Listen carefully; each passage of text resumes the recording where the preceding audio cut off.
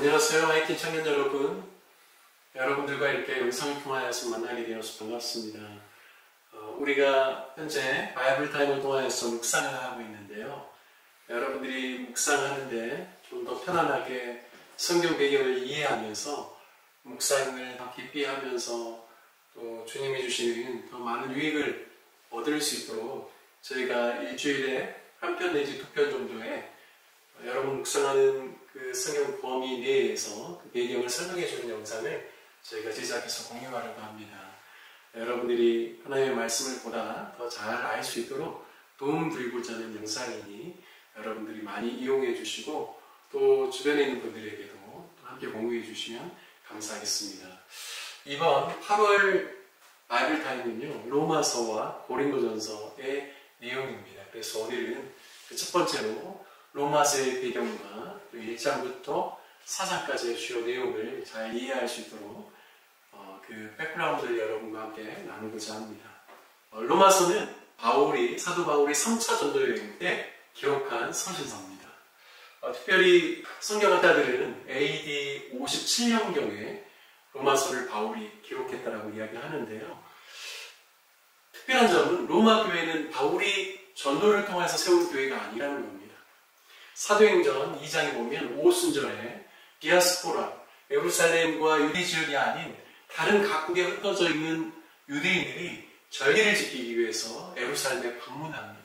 그런데 오순절날 성령님이 임하시고 또 베드로와 또 함께 제자들이 성령의 충만함을 받아서 복음을 전하게 됩니다. 그때 그 복음의 말씀을 듣고 많은 사람들이 그리스도인이 되게 됩니다. 아마 로마에서도 이 예루살렘에 와서 그때 베드로가 전한 그 말씀을 듣고 예수 그리스도를 믿음으로 말미암아 그들이 다시 거주하였던 로마로 돌아가서 그곳에서 그리스도인으로 살았을 것이라고 우리는 그렇게 쉽게 추정할 수 있습니다. 그래서 로마에 있는 교인들이 어떻게 믿음 안에서 그들이 살고 있는지를 이 바울은 들었다라고 이야기합니다. 그들의 믿음의 소식을 그가 들었다라고 고백하고 있습니다. 바울은 로마에 대한 특별한 마음이 있었습니다. 로마에 가서 복음을 전하고 싶어 했고 로마를 방문하고 싶어 했습니다. 왜냐하면 당시 로마 제국이 많은 영토를 다스리고 있었기 때문에 바로 로마 제국의 핵심인 로마에 가서 복음을 전하게 되면 로마뿐만 아니라 주변에 있는 더 많은 나라들, 특별히 서바나, 스페인까지도 복음을 전할 수 있을 것이라는 그러한 기대를 가졌던 것 같습니다.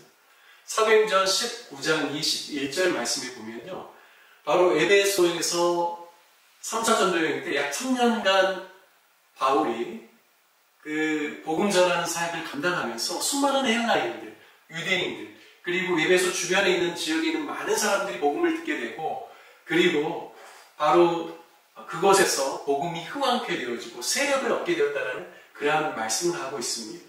그러면서 그런 에베소 안에 복음이 확장되는 것을 보면서 그의 마음 가운데 사도행전 9장 21절에 보면 이 일이 다 된 후 바울이 마게도냐와 아가야로 다녀서 예루살렘에 가기를 경영하여 가는데 내가 거기 갔다가 후에 로마도 보아야 하리라 라고 말씀합니다. 3차 전도여행의 주요 시간들은 3년여 동안 에베소에서 보냈지만 복음이 확장되는 것을 보면서 바울이 품게 된 마음은 내가 2차 전도여행 때 방문했던 이 마게도냐 지방과 아가야 지방까지 내가 가서 내가 계속해서 그 후에 로마까지도 보아야 될 것이다 라는 마음을 그 에베소에서 먹게 된 겁니다. 그러면서요, 바로 로마에 직접 본인이 방문하지는 못하였지만 먼저 로마에 있는 그리스도인들에게 편지를 보내는 내용입니다. 로마서 1장에 보면요, 어떠하든지 이제 하나님의 뜻 안에서 너희에게로 나아갈 좋은 길 얻기를 구하노라 라고 이야기합니다. 15절에도 그러므로 나는 할 수 있는 대로 로마에 있는 너희에게도 복음 전하기를 원하노라 라고 이야기합니다. 이미 생성되어 있는 로마 교회지만 바울은 그가 알고 있는 복음에 대해서 더 확실하게 전해주기를 원했던 그런 마음이 있었습니다.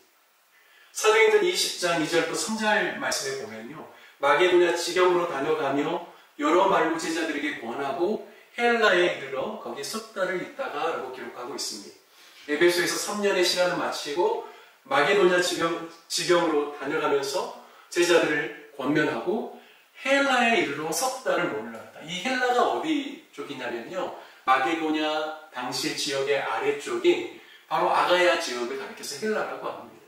헬라 지역에 3개월을 머물면서 바로 이 기간에 성경학자들은 로마에 보내는 편지, 로마서를 기록하였을 걸로 추정합니다. 그리고 유력한 장소로 이야기하는 것은 아가야 지방에서도 고린도입니다. 여러분, 고린도는요, 당대 굉장히 음란한 도시입니다. 국제적인 도시이면서도 상업적인 도시입니다. 빈부 차이가, 격차가 굉장히 심한 도시였고요. 또 많은 외국인들이 이 무역의 중심이었던 고린도에 와서 많은 돈을 쓰고 가고, 특별히 이 고린도에 있는 해발 575m의 산이 있었습니다. 고린도에. 바로 그 산에 거대한 고린도 아크로폴리스가 있었고, 그 안에는 아프로디테 신전이 있었습니다. 여신을 숭배하는 신전이죠. 그 안에는 여사제들이 1000명이나 거기에 거주하면서 종교를 빌미로 수많은 매춘 행위가 그 안에서 일어나게 됐습니다. 그래서 당대 고린도라는 도시는 굉장히 음란하고 방탕한 도시로 알려졌습니다. 바로 그곳에서 로마서를 기록한 겁니다. 로마서 1장을 잘 읽어보시면 중반부와 후반부에는 어떻게 우리가 하나님 앞에서 죄인인지, 죄에 대한 목록들을 하나씩 기록하는 내용들을 보면요, 상당히 고린도 안에서 자연이어졌던 동성연애나 음란한 그런 죄악들에 대한 부분들이 로마서 1장에 우리 인간의 죄성에 대한 부분들을 설명할 때 기록되어져 있는 것을 알 수가 있습니다. 그러면서 바울 로마서 1장부터 4장에 계속해서 강조하는 것은 율법의 행위로나 어떤 율법의 또 어떤 할례적인 어떤 그런 것들로 하나님의 의를 이룰 수 없다는 것을 계속해서 설명합니다. 바울은 율법을 잘 지킴으로 의로움을 얻는 것이 아니라 또한 육체의 할례를 통하여서 의롭게 되는 것이 아니라 오직 믿음으로 말미암아 의롭게 된다는 사실을 그는 계속해서 강조합니다. 그리고 그가 들었던 한 가지는 바로 아브라함의 예입니다.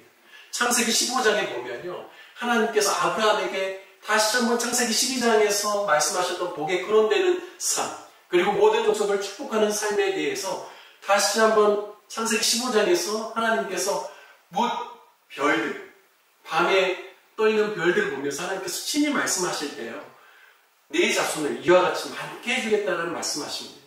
이때 아브라함이 그것을 믿으니 하나님께서 그것을 의로 여기셨다는 말씀이 있습니다. 아브라함이 믿음으로 말미암아 의롭게 되어졌다고 말씀합니다.